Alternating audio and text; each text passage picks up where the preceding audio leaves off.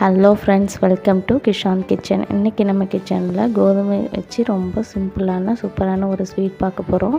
அது பார்க்குறதுக்கு முன்னாடி நம்மளோட சேனலில் சப்ஸ்கிரைப் பண்ணாதவங்க சப்ஸ்கிரைப் பண்ணிக்கோங்க, பெல் ஐக்கானை கிளிக் பண்ணிக்கோங்க. அப்போ தான் நான் போடுற வீடியோ உங்களோட நோட்டிஃபிகேஷனில் வரும். இப்போ வாங்க கோதுமை ஸ்வீட் எப்படி பண்ணுறதுன்னு பார்க்கலாம். இப்போ நம்ம ஒரு பாத்திரத்தில் 1 கப் கோதுமை மாவு அளந்து சேர்த்துக்கிறோம். சேர்த்துட்டு இது கூடவே 1 ஸ்பூன் அளவு பட்டர் சேர்த்துக்கிறேன்.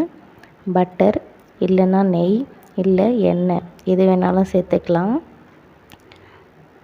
பட்டர் சேர்த்துட்டு 1 ஸ்பூன் சர்க்கரை, ஒயிட் சுகர் 1 ஸ்பூன் சேர்த்துக்கிறோம். இப்போ ஒரு 2 பிஞ்ச் அளவு சால்ட்டு, உப்பு சேர்த்துக்கிறோம். சேர்த்துட்டு ஒரு 1.5 டேபிள் ஸ்பூன் அளவு எண்ணெய் சேர்த்துக்கலாம். இதுக்கு வந்து ஆப்ஷனல் தான், வேணும்னா சேர்த்துக்கோங்க. கொஞ்சம் கிறிஸ்பியாக இருக்கணுங்கிறதுக்காக நான் சேர்த்துருக்கேன். சேர்த்துட்டு நல்லா கலந்து விட்டுக்கலாம். நல்லா மாவு பசிச்சு எடுத்துக்கணும். நல்லா பட்டர்லாம் கரைஞ்சி மாவோடு மிக்ஸ் ஆகணும். இப்போ கொஞ்சம் கொஞ்சமாக தண்ணி தெளித்து சப்பாத்தி மாவு பதத்துக்கு நல்லா பிசைஞ்சு எடுத்துக்கலாம்.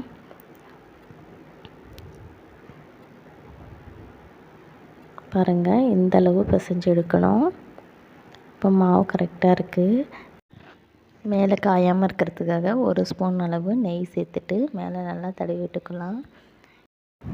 நெய் தடவிட்டு ஒரு பிளேட் போட்டு மூடி வச்சுக்கலாம். மாவு ஃபுல்லாக படுற மாதிரி நல்லா அப்ளை பண்ணிப்போம். இப்போ ஒரு பிளேட் போட்டு மூடி வச்சிடலாம். இது அப்படியே ஒரு ஓரமாக இருக்கட்டும். இப்போ ஒரு பாத்திரத்தில் 1 கப் அளவு சர்க்கரை எடுத்துக்கிறேன். அதாவது 1 கப் கோதுமைக்கு 1 கப் சர்க்கரை. இது கூடவே 1/2 கப் தண்ணி சேர்த்துக்கலாம். தண்ணி சேர்த்துட்டு சர்க்கரை நல்லா கரையட்டும். கரைய மாதிரி நல்லா கலந்து விட்டுக்கலாம். சர்க்கரை நல்லா கொதித்து வரும்போது இது கூடவே 2 ஏலக்காய் சேர்த்துக்கலாம் வாசனைக்காக. இது வந்து ஒரு லைட்டாக பாகுப்பதம் வரணும். எப்படின்னா கையில் வந்து கொஞ்சம் ஒட்டுற அளவுக்கு இருந்தால் போதும். ரொம்ப கம்பி பதம்லாம் வர வேணாம். கையில் லைட்டாக பிசுப்பாக கொஞ்சம் ஒட்டுற அளவுக்கு இருந்தால் போதும். பாருங்கள், தொட்டு பார்த்தா கொஞ்சம் பிசுப்பாக இந்த அளவுக்கு இருந்தால் போதும். ரொம்ப தண்ணியாகவும் இருக்கக்கூடாது, ரொம்ப கம்பி பதமாக இருக்கக்கூடாது. இது கரெக்டான ஸ்டேஜ். ஆஃப் பண்ணிடலாம். இப்போ மாவு வந்து நல்லா ஊறி வந்துடுச்சு. பாருங்கள் எவ்வளோ சாஃப்டாக இருக்குன்னு. இப்போ இதை 2ஆக பிரித்து எடுத்துக்கலாம். பிரித்து எடுத்துட்டு ஒரு சப்பாத்தி கட்டையில் வச்சு தேய்ச்சிக்கோங்க. தேய்க்கிறதுக்கு முன்னாடி கொஞ்சமாக மாவு போட்டுக்கோங்க, ஒட்டாமல் இருக்கிறதுக்காக. போட்டுட்டு நல்லா தேய்ச்சி எடுத்துக்கலாம். நல்லா ரோல் பண்ணிவிட்டு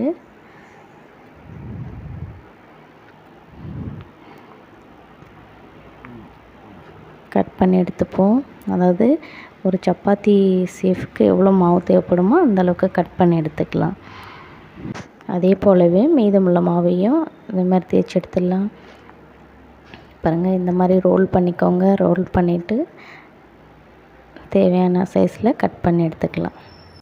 மீதமுள்ள மாவையும் அது போலவே கட் பண்ணி எடுத்துக்கலாம். எடுத்துட்டு இப்போ ஒன்று ஒன்றா இதை சப்பாத்தி ஷேஃப்க்கு கொண்டு வந்துடலாம். பாருங்கள், உள்ளங்கையில் வச்சு அழுத்தினா இந்த மாதிரி ரவுண்டாக வந்துடும். இப்போ கொஞ்சமாக மாவு தடவிட்டு ஒன்று ஒன்றா தேய்ச்சி எடுத்துடலாம். மாவு தடவும் போது நிறைய போட்டுறக்கூடாது. எண்ணெயில் சேர்க்கும் போது கருப்பாகிடும் எண்ணெய். நல்லா லைட்டாக தடவிக்கோங்க. லைட்டாக மாவு சேர்த்துக்கோங்க. தேய்ச்சி எடுத்துட்டு இதே போலவே ஒரு சப்பாத்தியும் எடுத்துடலாம். தேய்க்கும்போது பாருங்கள், இந்த மாதிரி தின்னாக இருந்தால் போதும். ரொம்ப திக்காகவும் இருக்கக்கூடாது. இந்த மாதிரி நல்லா லேசாக தேய்ச்சிக்கணும். இந்த மாதிரி எல்லாத்தையும் தேய்ச்சிடலாம். இந்த வீடியோ பார்க்குறவங்க இது வரைக்கும் சப்ஸ்கிரைப் பண்ணாதவங்க சப்ஸ்கிரைப் பண்ணிக்கோங்க, பெல் ஐக்கானை கிளிக் பண்ணிக்கோங்க. அப்போ தான் நான் போடுற வீடியோ உங்களோட நோட்டிஃபிகேஷனில் காமிக்கும்.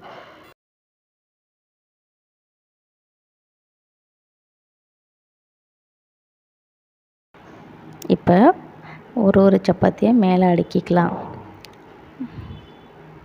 நான் வந்து 4 சேர்க்குறேன்.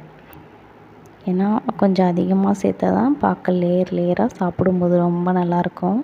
இல்லை 4 சப்பாத்தி சேர்த்துருக்கேன். சேர்த்துட்டு கொஞ்சம் டைட்டாக ரோல் பண்ணிப்போம்.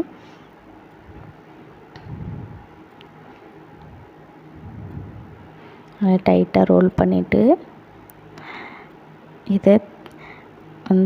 இதை மறுபடியும் சின்ன சின்ன பீசஸாக கட் பண்ணிக்கலாம்.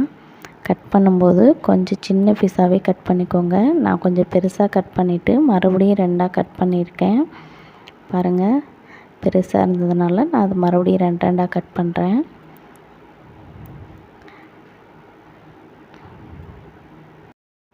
இப்போ இதை லைட்டாக தேய்ச்சி எடுத்துடலாம். தேய்க்கும் போது மாவு எதுவும் சேர்க்க வேணாம். சேர்த்தா எண்ணெய் கருப்பாயிடும். ரொம்ப அழுத்தம் கொடுத்து தேய்க்க வேணாம், லைட்டாக தேய்ச்சா போதும்.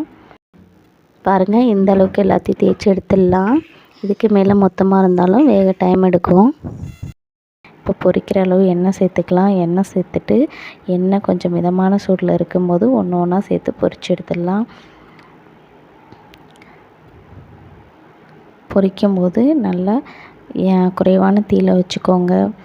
நல்லா கோல்டன் கலர் வர்ற வரைக்கும் நல்லா பொரித்து எடுத்துக்கோங்க. பாருங்கள், கலர் எவ்வளோ கோல்டன் கலரில் ரொம்ப சூப்பராக இருக்குது. பார்க்கவே கிறிஸ்பியாக வெந்து வரணும். இப்படி எடுக்கும்போது பிளேட்டில் வச்சோம்னா டக்குன்னு சவுண்டு வரணும்.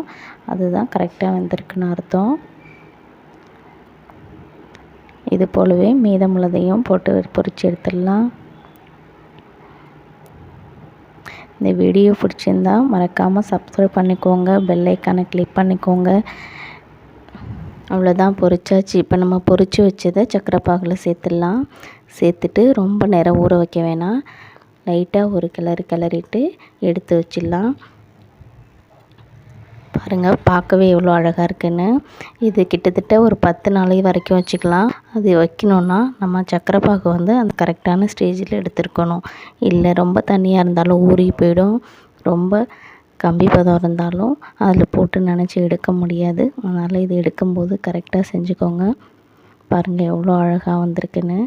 நீங்களும் வீட்டில் ட்ரை பண்ணி பாருங்கள். நான் உடைச்சி காட்டுறேன் பாருங்கள் எப்படி இருக்குன்னு. பாருங்கள் எவ்வளோ அழகாக லேயராக வந்திருக்கு. சாப்பிடும்போது ரொம்ப நல்லாயிருக்கும். நீங்கள் வீட்டில் செஞ்சு பாருங்கள். ட்ரை பண்ணி பார்த்துட்டு டேஸ்ட் எப்படி இருக்குன்னு கமெண்ட்டில் சொல்லுங்கள். இந்த வீடியோ உங்களுக்கு பிடிச்சிருந்தால் லைக் பண்ணுங்கள், ஷேர் பண்ணுங்கள். மறந்துடாமல் சப்ஸ்கிரைப் பண்ணிக்கோங்க. தேங்க்ஸ் ஃபார் வாட்சிங்.